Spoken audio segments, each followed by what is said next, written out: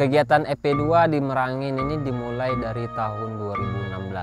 Itu di Desa Morapangi, Kecamatan Lembah Masurai. Tahun 2017 itu di 3 desa, Kotorami, Desa Tuwo, sama Desa Durian Rambun. Kalau masalah PBPS itu mulai dia bergerak itu 2020. Kalau sebelum itu sudah ada namanya itu agroforestry yang tempat lokasinya itu di luar PS. Tetapi kalau PBPS ini berlokasi dalam PS atau perhutanan sosial yang dalam hal ini Desa Durian Rambun punya hutan desa.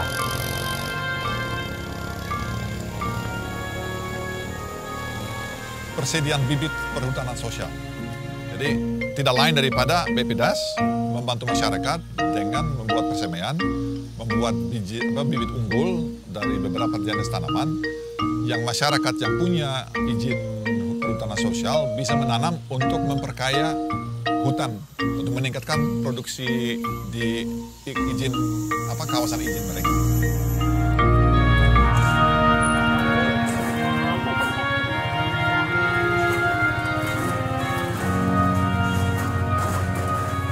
Kegiatan yang di sini itu agroforestry, nanam kayu-kayuan, dan MPTS tumpang sari. Yang pertama kayu-kayuannya adalah kayu manis dan curian. Yang kedua MPTS-nya kayu manis. Yang ketiga tumpang sari adalah kopi. Dari EP2 melalui BPDAS AL Batanghari itu bibit itu sesuai dengan permintaan masyarakat. Jadi EP2 ini tidak memaksa masyarakat harus menanam ini. Tetapi wajib ada kayu-kayuan. Tidak boleh tidak ada kayu-kayuan. Mereka memilih surian karena dengan sesuai kondisi dan iklim tanahnya itu sangat cepat perkembangannya ya kalau kita tanam di Desa Durian Rambun ini.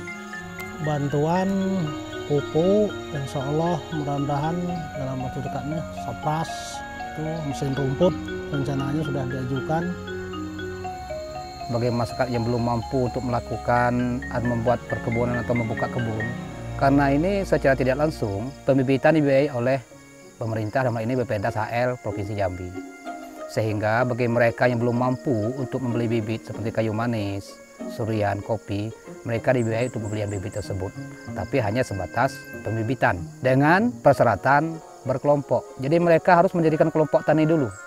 Nah, dan ini sudah kita lakukan kalau nggak salah di 12 kelompok, dan tahun depan mau ditambahkan lagi 40 kelompok. Jadi ini yang baru-baru mulai take off. Yang terlibat pemerintahan desa, ada FDKK, masyarakat. Pemerintah desa, khususnya kepala desa, juga sekdes itu dilibatkan sebagai pengawas. Itu di-SK-kan langsung oleh BPDAS. Jadi setiap KTH itu diawasi semua kinerjanya. Jadi dengan adanya FD dan FK, kami ngerti apa tujuan dari agroforestry ini. Maksud tujuan pembentukan bibit itu adalah untuk pemanfaatan bagi masyarakat Desa Durian Rambun yang terlanjur membuka di kawasan hutan desa. Seperti sesap belukar yang belum sama sekali ada tanamannya. Maka lewat kegiatan ini masyarakat bisa memulihkan lahan yang rusak tersebut. Karena dalam hutan kawasan desa ini ada 2 zona. Pertama zona pemanfaatan, yang kedua zona lindung.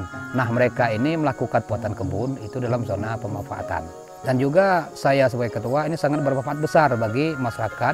Sehingga nantinya dengan adanya kelompok tani program PBPS ini, mereka bisa meningkatkan tata cara kelola pertanian yang baik. Sehingga ke depannya nanti mereka sudah tahu cara bibitnya begini. Dan mereka sudah tahu bagaimana ciri-ciri bibit yang baik, yang bagus, yang bisa menghasilkan yang baik, kemudian cara tanam yang baik. Karena selama ini kita lihat, mereka hanya mengikuti ego masing-masing. Mereka hanya berpikir makin banyak saya tanam, makin banyak penghasilan. Padahal kalau menurut juknisnya itu tidak seperti itu. Bagian juga rehabilitasi, tapi lebih mengarah ke pengkayaan dan optimalisasi. Ya, kenapa optimalisasi? Karena ya masyarakat punya hutan yang ada sesuatu yang berharga di dalamnya, lebih cenderung untuk merawatnya. Jadi ini sebenarnya intinya itu. Jadi kembali lagi ke mata pencarian. Kalau masalah kendala, ada juga masalahnya penyakit tanaman seperti kayu manis atau sakit kan, kopi banyak semutannya mati batang. Kayu manis ini ada di batang itu nampak ada pengelangan batangnya itu agak-agak kembang, warnanya pun berubah dia, agak kuning dia. Jadi di waktu penanaman bibit perubahan iklim, yaitu musim hujan berganti dengan musim panas, musim kemarau, bibitnya itu bisa jadi rusak kan. Masyarakat pada umumnya antusias lah mengikuti kegiatan ini. Di tahap-tahap awal, pengetahuan mereka yang kurang terhadap kegiatan ini, adanya pemberian motivasi, penjelasan dari DKK juga pengawas. Jadi mereka bisa menjalankan kegiatan agroforestry ini dengan baik.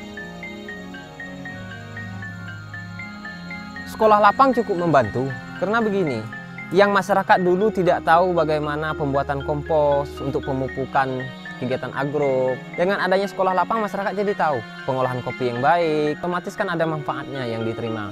Jadi masyarakat tidak hanya diberi bantuan, tapi juga dibina. Bukan kita hanya merepotkan masyarakat, memang repot ya, kerja keras, tapi dengan janji pada akhir akan ada peningkatan. Kalau untuk PBPS, pola tanamannya agak mirip lah dengan agroforestry. Cuma ada kekurangan kalau agroforestry ini ada bikin trasulodan untuk tanaman ini. Kalau PBPS ini trasulodannya nggak dibikin. Di sini alhamdulillah berjalan dengan baik.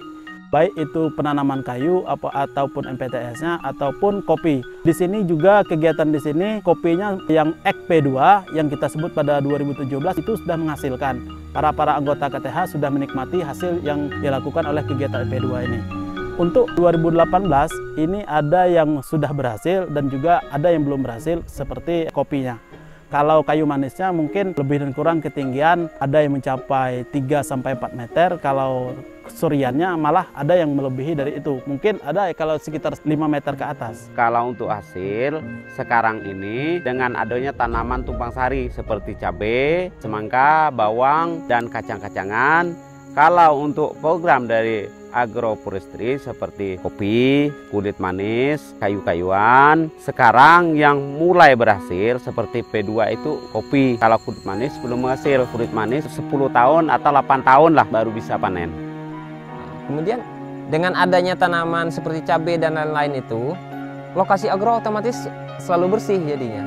Kopinya jadi bersih, tanaman kayu-kayuannya bersih, MPTS-nya bersih, mereka juga dapat hasil.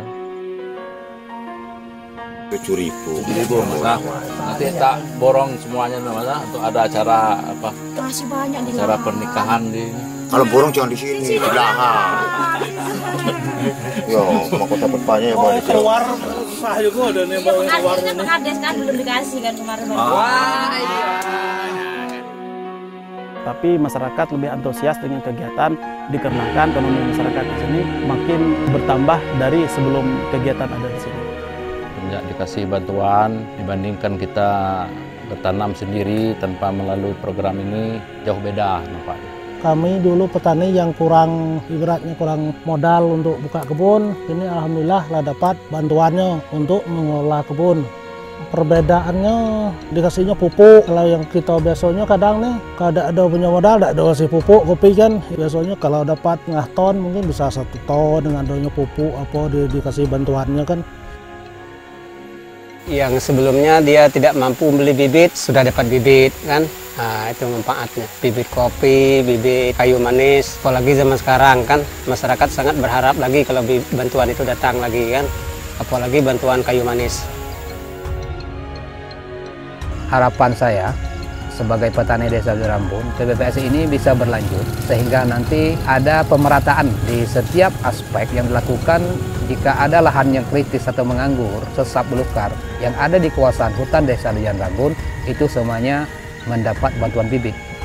Menjadi hutan kembali walaupun tidak seperti sedia kala, tapi tutupan lahannya bisa lebih baik lagi. Dengan adanya kegiatan agroforestry EP2 di Desa Tuo bisa meningkatkan kesejahteraan bagi masyarakat atau pendamping. Karena di sini hasil bumi sangat banyak seperti kopi, FDKK bisa menjadi toke di sini. Tidak Pak Toke?